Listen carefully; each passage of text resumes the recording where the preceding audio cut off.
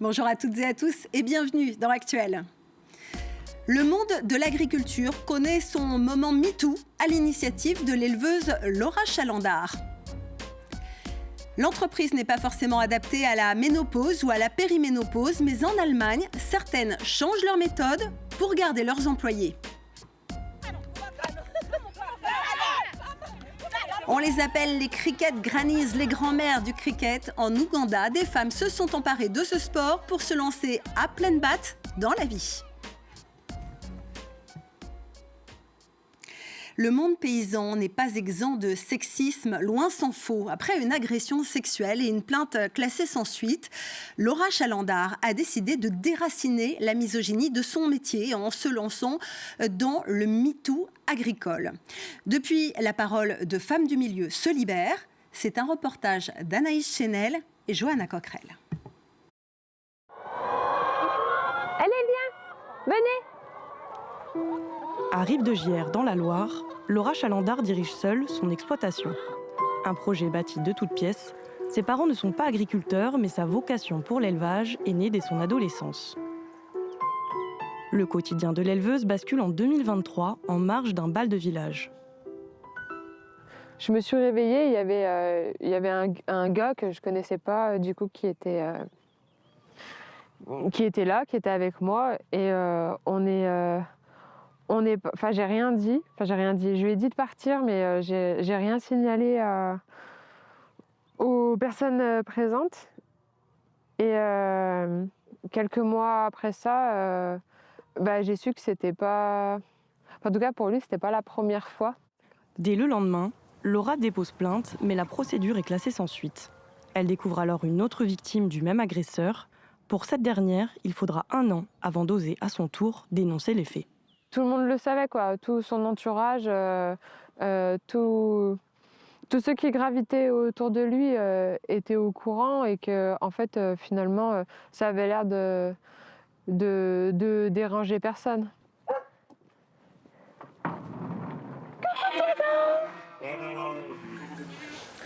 En 2023, elle lance la page Instagram MeToo Agricole. Des centaines de témoignages affluent, dénonçant des blagues sexistes au travail jusqu'à des cas de violences sexistes et sexuelles passés sous silence. De toute façon, le monde rural a un culte de la virilité. C'est un peu la détestation de tout ce qui serait lié de près ou de loin au féminin, quoi. Via son compte, l'agricultrice espère encourager d'autres femmes à prendre la parole. Si j'avais un conseil à donner à une femme victime, de penser à elle, quoi, de ne pas penser à son réseau, sa structure, de ne pas imaginer les conséquences que ça aurait, quoi, mais qu'elle pense plus aux conséquences pour elle de ne rien dire, quoi. Pour l'éleveuse qui ne travaille qu'avec des femmes, le combat se joue aussi sur le terrain des inégalités. Après, on fait tendre le grillage et il faut tout clouer pour que ça reparte pas en arrière. Car derrière la violence sexuelle se cache un sexisme structurel. Si 40% des élèves en lycée agricole sont des femmes, elles dirigent moins d'1 tiers des exploitations en France. Les employés les plus âgés sont souvent les plus qualifiés et expérimentés et leur départ représente une perte pour l'entreprise. En Allemagne, la pénurie de main-d'œuvre est encore accentuée par le départ anticipé et subi de femmes en pleine périménopause ou ménopause. Ce bouleversement hormonal est parfois si pénible qu'il entraîne arrêt maladie et changement d'affectation et une perte de 9,4 milliards d'euros pour l'économie allemande. Alors un certain nombre d'entreprises a décidé de faire changer les choses, comme ont pu le constater Anne Maillet et Nicole Worth.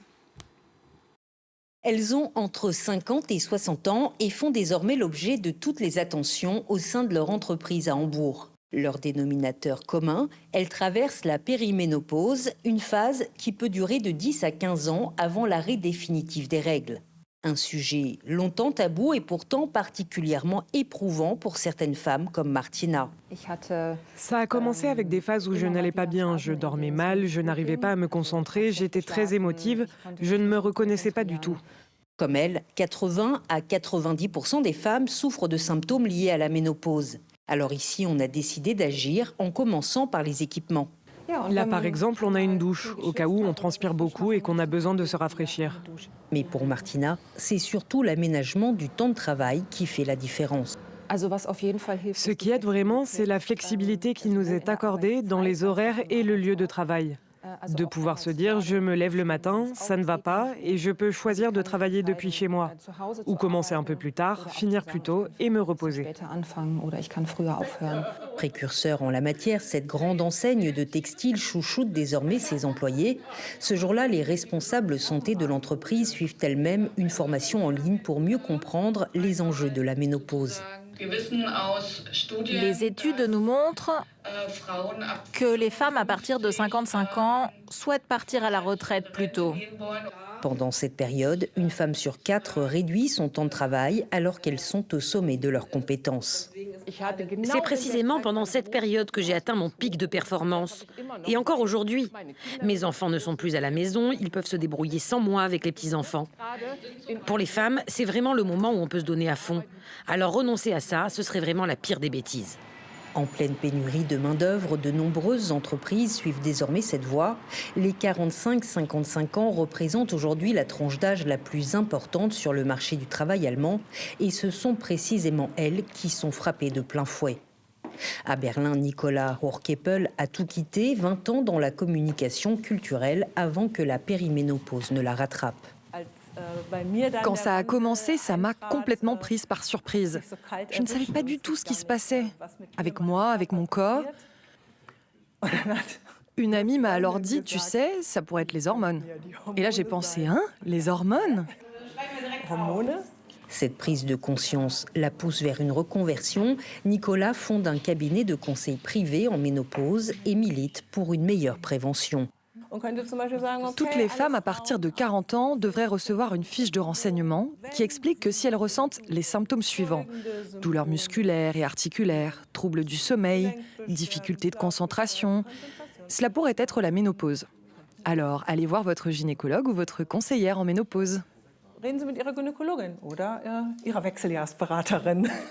Une fois par mois, Nicolas ouvre aussi les portes de son salon, un rendez-vous informel ouvert à toutes et où des expertes échangent librement sur la santé féminine. Aujourd'hui, on a 3 thèmes. Le tabou, les femmes de plus de 50 ans et le sexe. C'est précisément grâce à ces groupes que nous sentons que nous ne sommes pas seuls. Et cela nous donne le courage de nous exprimer plus ouvertement. Ce soir-là, une vingtaine de femmes et quelques hommes. Ce ne sont pas seulement les femmes qui sont concernées. Indirectement, tous les hommes le sont aussi. Parce que tous les hommes ont des épouses, des partenaires, des mères, des sœurs, des cousines, des amis. En principe, ça concerne tout le monde. Des cercles comme celui-ci émergent dans tout le pays et le sujet s'est même invité au Parlement.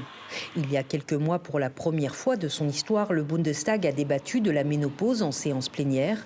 Le sujet figure désormais dans le contrat de coalition du gouvernement, une avancée portée notamment par cette députée de la CDU. D'abord, il y a le coût économique, 9,4 milliards d'euros par an. Et bien sûr, ça touche aussi les femmes elles-mêmes. Ce n'est pas qu'une question d'argent, on parle de millions de femmes concernées. Je pense qu'il est très important qu'on sorte enfin ce sujet de l'ombre et qu'on puisse en parler ouvertement. Parce que c'est seulement ainsi qu'on pourra améliorer les conditions. Et beaucoup de choses, que ce soit en recherche ou en prévention, sont toujours destinées aux hommes, étudiées sur des hommes. Il faut que cela s'arrête. Le ministère de la Santé vient de lancer un dialogue national avec les professionnels de santé et les associations. Objectif, ancrer la périménopause dans la santé au travail. Elles ont décidé de ne pas laisser leur âge devenir un obstacle à leur soif de vivre. Ces mamies ougandaises ont choisi de se remettre au sport pour vieillir en forme. On les appelle les grand-mères du cricket et elles ont choisi ce sport aussi bien pour l'activité physique que pour l'esprit d'équipe. David Gilberg. Des coups de batte rageurs et des courses de vitesse pour rallier le plus rapidement possible la base suivante. À 72 ans, Jennifer s'est convertie à la pratique du cricket. Comme de nombreuses femmes du village de Kivubuka, Dans l'Est ougandais, cette grand-mère de 29 petits-enfants ne rate plus un seul entraînement. Quand on quitte la maison et qu'on vient ici, on se sent en paix et beaucoup de soucis s'envolent. On parle de nos problèmes, on se conseille les unes les autres. Et au moment de rentrer chez nous, chacune se sent plus légère et prête à repartir du bon pied. Quand je reste à la maison, je m'ennuie et je me sens seule. Mais quand je viens ici et que je joue au cricket avec mes amis, je me sens joyeuse et vivante. Un lieu de sociabilisation pour des femmes âgées de 50 à 90 ans qui améliorent leur bien-être psychique, mais également leurs conditions physiques.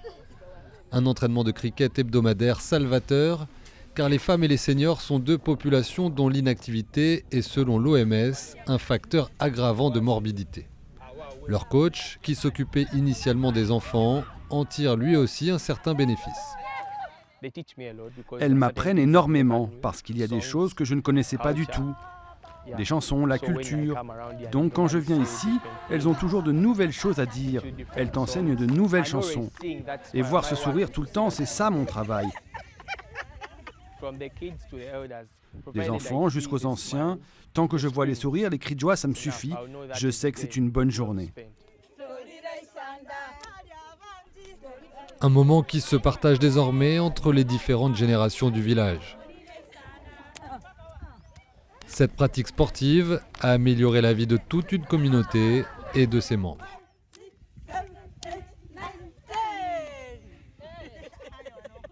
Et c'est déjà la fin de cette édition. Merci à vous de nous avoir suivis. On se retrouve très bientôt sur France 24.